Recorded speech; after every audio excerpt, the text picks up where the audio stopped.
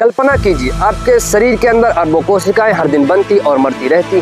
सब कुछ एक नियम से चलता है, लेकिन अगर एक कोशिका नियम तोड़ दे, अगर वह रुकने से इनकार कर दे तो बढ़ती ही चली जाए।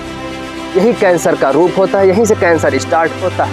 कैंसर कोई बीमारी नहीं या हजारों से ज्यादा बीमारियों का एक समूह। आज हम जानेंगे कैंसर के पास्ट, प्रेजेंट और फ्यूचर के बारे में। कैंसर नई बीमारी नहीं, 3000 साल पुरानी मिस्र की मम्मियों में भी ट्यूमर के प्रमाण मिले।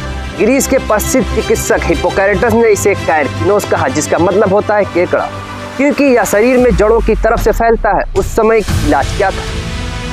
ना एनेस्थीसिया, ना एंटीबायोटिक्स, ना रेडिएशन। सर्जरी का मतलब था कि बहुत ज्यादा दर्द और संक्रमण का खतरा। ज्यादातर मामलों में कैंसर का मतलब होता था मौत।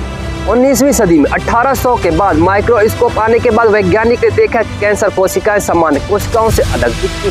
1900 के बाद रेडिएशन थेरेपी शुरू हुई। 1940 से 1950 के बीच में कीमोथेरेपी आई। अस्पतालों में कैंसर के विभाग बने और मेडिकल साइंस की बड़ी क्रांति थी। अब हम बात करें कैंसर के प्रेजेंट के बारे में। कैंसर कैसे होता है? हमारे शरीर की कोशिकाएं डीएनए के अनुसार काम करती हैं। जब डीएनए में म्यूटेशन होता है तो कोशिकाएं नियंत्रण खो देती हैं।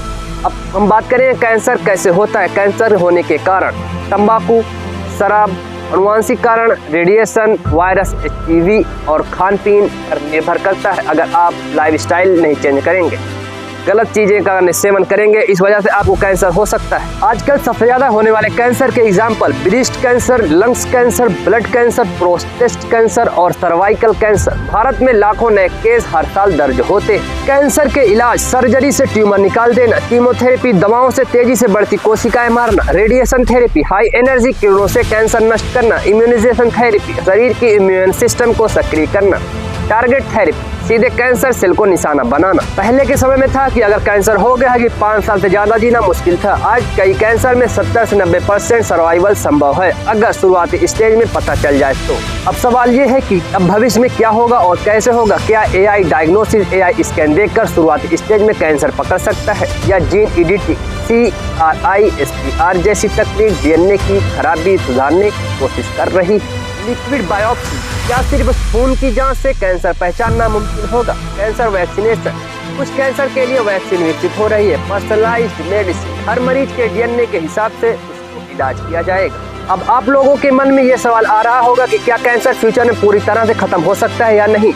तो सच्चाई की बात यह है कि कैंसर फ्यूचर में पूरी तरह खत्म होना मुश्किल है, क्योंकि यह हमारी कोशिका से जुड़ा हुआ है। अगर आप कैंसर की बीमारी से बचना चाहते हो तो आपको सबसे पहले यह ध्यान रखना पड़ेगा कि आप किस इन्वायरमेंट में रह रहे हैं, और दूसरी बात आप क्या खा पी रहे हो। सबसे ज़्यादा ध्यान रखना पड़ेगा आपको इन्वायरमेंट पर और अपने खाने पीने पर, और बहुत सारी चीज़ें हैं कैंसर से बचने के लिए। अगर आपको मेरी वीडियो अच्छी लगी, इंटरेस्टिंग लगी और मज़ेदार लगी, एजुकेशनल लगी तो मेरे चैनल को सब्सक्राइब कर लो, लाइक करो, शेयर करो, दबा दो।